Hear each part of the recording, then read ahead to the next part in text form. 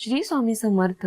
अखंड दिवा लावण्याचे नियम जाणून घेऊयात. नंबर 1, जर काही कारणाने अखंड दिवा विझत असेल किंवा अखंड दिवा पुन्हा पुन्हा विझत असेल तर अशा स्थितीत अखंड दिवा लावणं शुभ मानलं जात नाही. नंबर 2, दिवा पुन्हा पुन्हा विझणे अशुभ मानला जातो, परंतु सर्व सावधगिरी बाळगूनही जर अखंड दिवा विझत असेल तर माता देवीची क्षमा मागावी.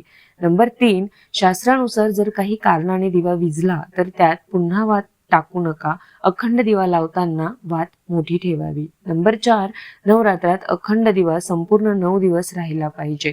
नंबर 5, 9 दिवस आणि नवरात्र संपल्यानंतरही दिवा सतत जळत असेल तर तो फुंकून किंवा इतर कोणत्याही प्रकारे विझवू नका. त्यापेक्षा तो दिवा आपोआप विझू द्या. नंबर 6, गायीच्या तुपात अखंड ज्योती पेटवल्याने घरातील वातावरण जंतुमुक्त होतं आणि तसंच घरातील वातावरण शुद्ध राहतं. नंबर 7, मोहरीच्या तेलात अखंड दिवा लावल्यास घरात सुख समृद्धी येते, तसंच आपले पित्र देखील शांत राहतात. श्री स्वामी समर्थ.